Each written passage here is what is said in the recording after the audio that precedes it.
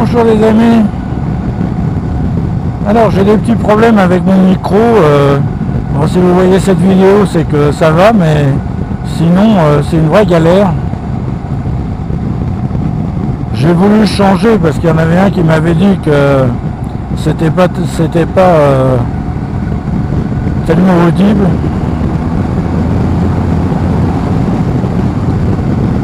Et finalement, bon, maintenant c'est encore pire qu'avant. J'en ai mis un neuf de micro, mais j'avais des craquements. Alors bon, la caméra elle s'est arrêtée aussi, elle s'est remise en mode usine. Et j'avais pas vu que la sensibilité du micro c'était sur très élevé. Alors bon, peut-être que c'est ça, je sais pas, enfin on va bien voir. Bon bref, on arrive à Cercy-la-Tour, ça va aller moins vite.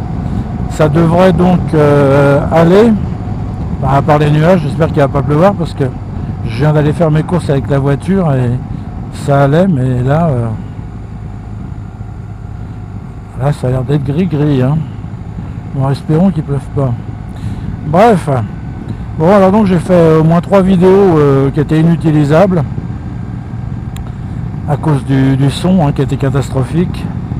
Bon, de toute façon il n'y aurait pas eu quelque chose de très intéressant parce que si vous vous rappelez, j'avais commandé un élargisseur de béquille et une protection du cardan aussi. Et j'ai installé l'élargisseur de béquille, tout ça, bon. Et puis j'ai dit, bon, bah, je vais y aller. Alors entre deux fois où il y a de la pluie, du brouillard, etc. Je suis parti, impeccable. Et je sors de chez moi, à la Châtillon-Bazois. Je veux tourner à un moment donné, je veux rétrograder. J'étais en 4e, impossible de rétrograder, ça voulait plus rétrograder. Je me dis qu'est-ce qui se passe. Alors à un moment donné, à force d'être tellement au ralenti, puisque je tournais, le moteur il s'est arrêté. Me voilà sur le bas-côté de la route. J'arrivais pas à repasser les vitesses en plus, même à l'arrêt. Je me suis dit qu'est-ce que c'est que ce bazar. Alors et puis plus rien. Alors comme j'avais su qu'il y avait des problèmes, enfin à force on n'arrête pas de parler de problèmes, je vais sur d'autres forums, Yamaha, etc. Bon il y a des problèmes aussi, hein. Enfin bon c'est l'électronique maintenant de toute façon.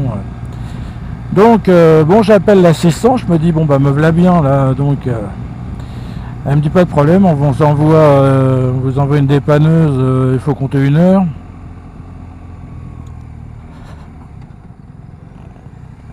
Et donc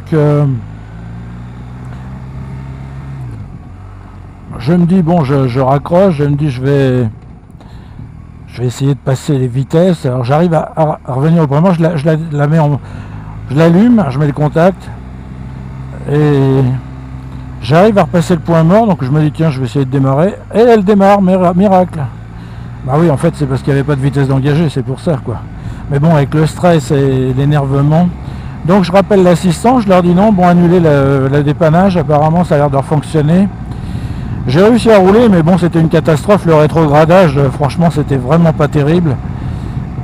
Alors bon je suis rentré et puis je me suis aperçu qu'en fait pourtant j'avais regardé, c'était l'élargisseur de béquille qui touchait sous le sélecteur. Alors je sais pas, j'en avais mis un sur la R1200 RS, ça se passait très bien, j'ai jamais eu de problème avec ça, mais là là il y avait un problème, donc je l'ai enlevé. Moi qui avais mis du frein filet, vous voyez les flaques d'eau là, il y a des flaques d'eau un peu partout, bon il va pleuvoir. J'avais mis du frein filet, donc c'était bien fixé, hein. Je peux vous dire qu'il ne pouvait pas s'enlever l'élargisseur de béquille. Alors donc après le lendemain j'ai refait un essai, bon tout fonctionne, évidemment ça venait de là, hein, parce qu'elle fonctionnait très bien cette moto, donc enfin voilà, ça c'était pour les aventures un peu bizarres. J'ai eu aussi, comme j'ai changé mon blouson pour mettre un 3/4 là, parce qu'il commençait à faire vraiment froid par moment, je fais de la moto par 2 ou 3 degrés. Alors j'avais mis ce blouson, mais j'avais mis ma clé dans la poche en bas et pareil, bon elle a démarré pareil, mais alors rien. À un moment donné ça me dit qu'il fallait que je mette de l'essence, bon ça je le savais. Impossible d'enlever parce que ça vous met un panneau pour les aveugles, comme quoi il faut remettre de l'essence. Et je me suis dit bon c'est la clé, il y avait encore ce fameux triangle avec le point d'exclamation. Et au lieu de vous envoyer un message pour vous dire pile faible ou connexion faible avec la clé, non, rien. Enfin bref. Je suis rentré chez moi, bon effectivement Alors déjà il a fallu que je regarde comment ça se démontait. Heureusement merci les vidéos YouTube parce que c'est pas du tout évident pour ils disent d'enlever le petit boîtier plastique, mais alors c'est hyper dur à enlever. Vous avez l'impression que vous allez casser quelque chose. Enfin bref. Donc la pile elle était sur 3 volts pour 3 volts, ce qui donc fait qu'elle était déjà déchargée. Alors bon, il faut savoir que la moto, même si elle a 5 mois, enfin 6 mois maintenant d'ailleurs, parce que j'ai vu que le type l'avait immatriculé le 3 juillet et il a fait la première vidange le 27 juillet. Donc il a fait les 1000 km en 3 semaines quoi, on va dire. Donc moi il faudra que j'y aille le 27 juillet, enfin ou avant, un peu avant, enfin ça on verra bien. Donc mais la moto elle a été construite en 2024 parce que j'avais pris le truc car vertical là, bon, que je vous déconseille à moto hein, parce que ça m'a absolument rien dit. Je pensais que ça me dirait qu'il y avait une révision aux 1000 km ou quoi. Soit disant ça utilise les fichiers BMW, mais enfin bon apparemment pas vraiment. Donc 3 volts pour 3 volts. Alors bon ça veut dire que la moto elle a été faite en début d'année peut-être, donc la pile elle avait 1 an quoi. Donc 3 volts, bon voilà, donc j'en ai mis une, elle fait 3 volts 3. J'ai quand même mis la clé dans ma poche supérieure là, ce qui nous évite des contrariétés, n'est-ce pas?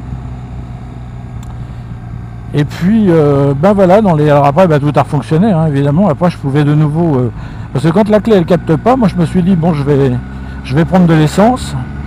Alors ça bon d'accord, le message s'est effacé, mais ça voulait pas quand même trop changer les paramètres tant que la clé elle était pas bien, qu'elle captait pas bien. Bon ça s'est remis à un moment donné, donc j'imagine que ça a capté, mais bon bref, bon en changeant la pile tout est rentré dans l'ordre. Alors ça je vous le dis hein, le triangle avec le point d'exclamation quand il n'y a rien d'autre qui est allumé, bon on est secoué là-dessus. Et ben c'est uniquement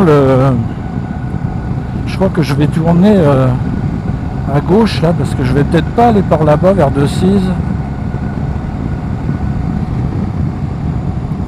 Ouais donc quand ça vous met un point d'exclamation avec dans un triangle, bon c'est que c'est la pile qu'il faut changer, bon voilà. Ouais on va tourner à gauche tiens. On va pas aller tout droit.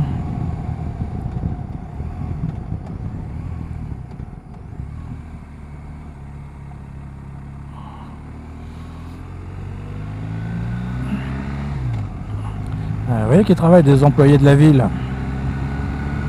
Enfin quand il pleut pas, hein, parce que quand il pleut... Bon bah sinon tout va bien. Alors vous le voyez peut-être, je l'ai mis en mode dynamique parce que bon franchement la réponse à l'accélérateur elle est vraiment trop molle. Alors c'est vrai, certains m'ont dit que je roulais plus vite. En fait le fait est qu'on ne se rend absolument pas compte de la vitesse. On est tout de suite à des vitesses délirantes.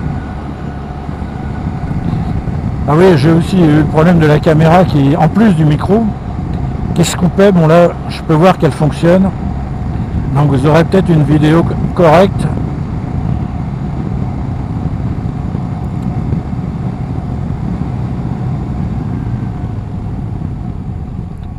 Eh ben. Tiens, regardez ça.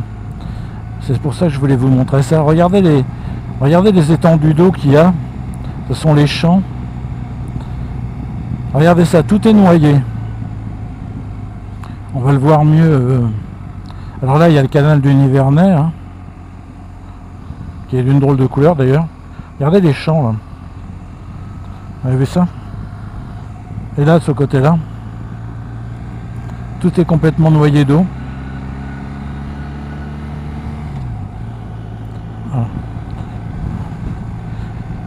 Donc ben voilà pour les aventures de ces 2 semaines peut-être, je ne me rappelle plus quand est-ce que j'ai fait la dernière vidéo. Bon là elle va avoir 3000 km, hein. Je l'avais eu à 2400 je sais pas combien.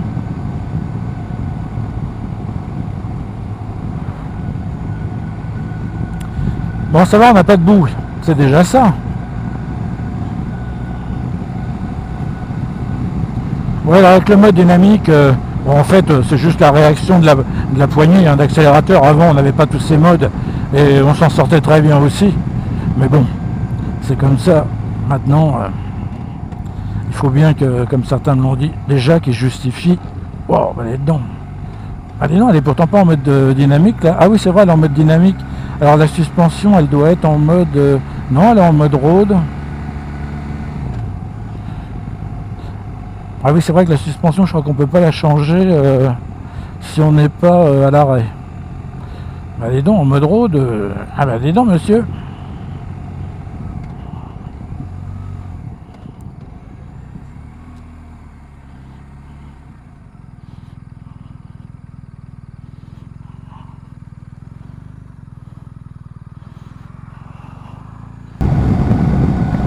Donc voilà, c'est tout ce que je pouvais vous dire.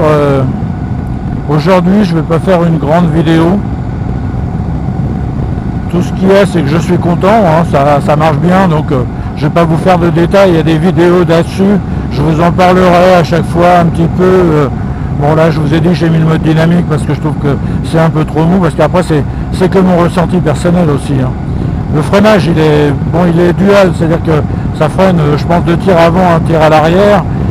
Quand on appuie sur le frein avant, et bon, quand on appuie sur le frein arrière, ça freine de l'arrière, évidemment. Donc ça, c'est bien. Après, bon, il y a les menus, les sous-menus, les sous-sous-menus. Bon, ça, c'est un peu saoulant. On va y regarder si je mets ça. Mon véhicule. Donc là, j'ai tout qui est ouvert, hein, donc tout va bien. La batterie, machin. Bon, le niveau d'huile, il a pas mis que c'était bien, mais enfin, bon, on imagine que c'est bien.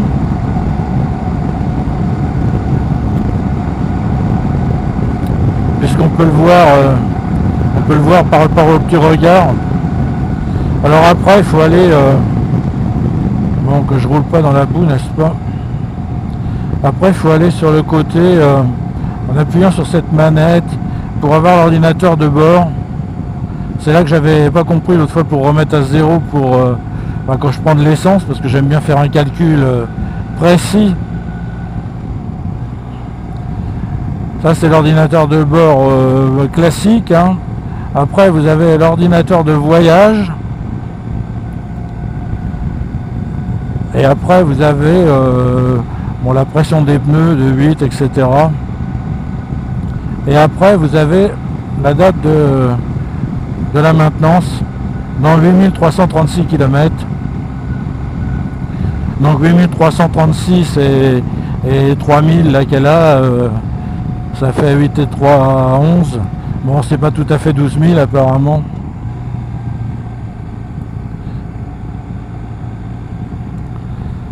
Voilà, et on revient en faisant ça et en faisant ça. Bon, je vais vous laisser là-dessus. J'espère que cette petite vidéo vous aura plu. Et je vous dis à plus.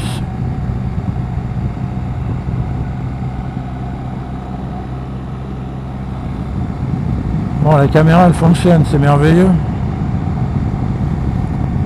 On a des petits plaisirs des fois.